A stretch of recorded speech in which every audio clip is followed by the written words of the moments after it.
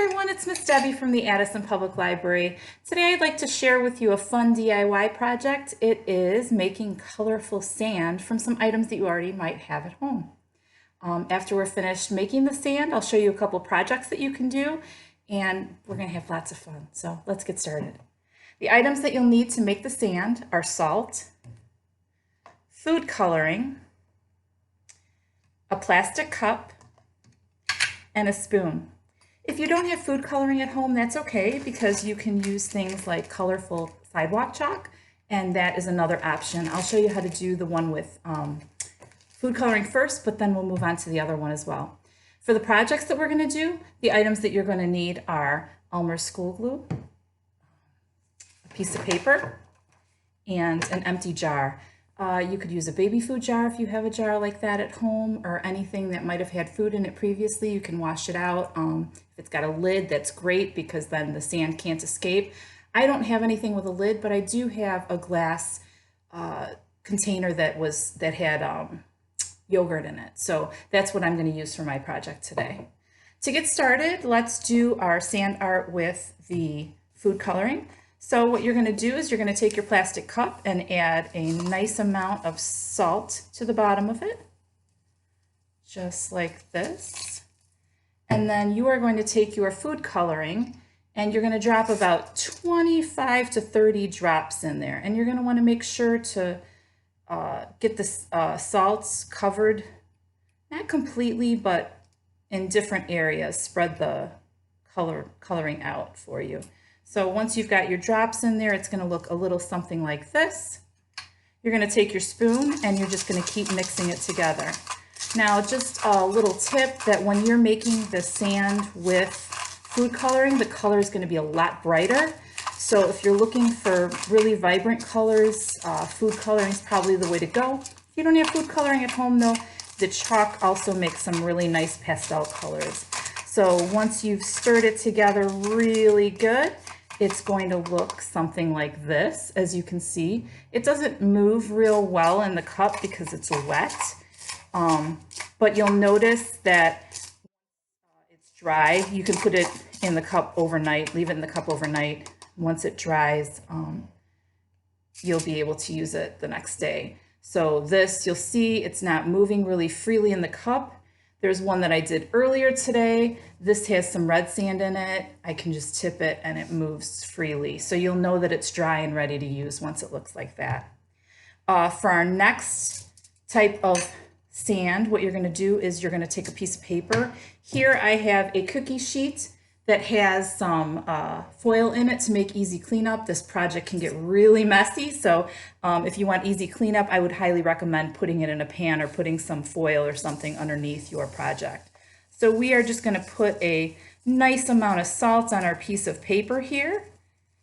And then what I am going to do is I'm going to take a green piece of sidewalk chalk that I used part of, that, you know, if you're wondering what you can do when they start to get smaller, you can make sand art with it. So I'm just going to roll that right here in the salt.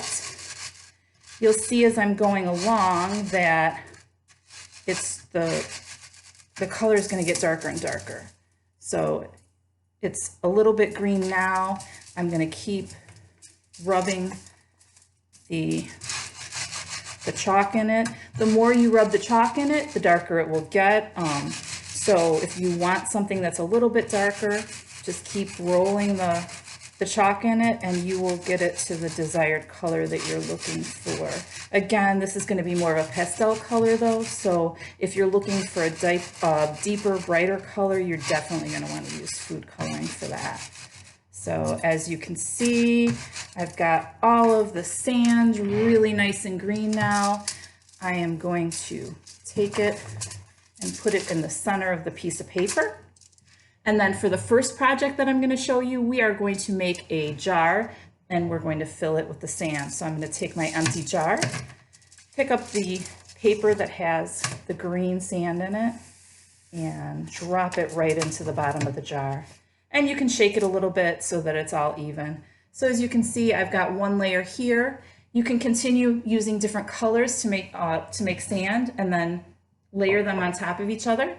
I have a finished product here. This one I used blue, yellow, and pink sand for, so it really turned out nice. You can add a candle to it or some fake succulent to it if you wanted to make it a gift for somebody, but this is what it looks like when you're finished.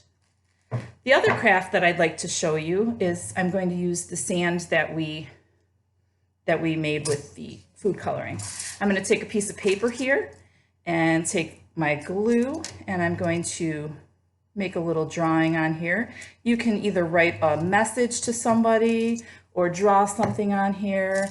Or another idea is if you have a printer, you can print out a color by number and you can use that.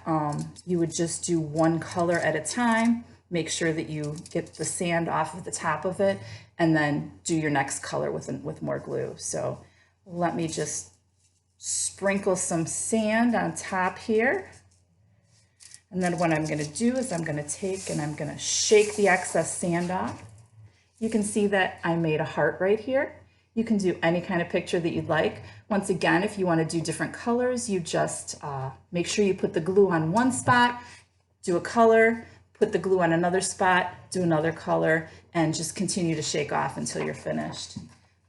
The finished product that I had from earlier, I had some great yellow paper, nice bright color, and I made a little message for you. Just wanted to know that we're missing you a lot, and we hope to see you real soon. I hope that you enjoyed today's program, and I hope to see you in the library soon, and have a good night.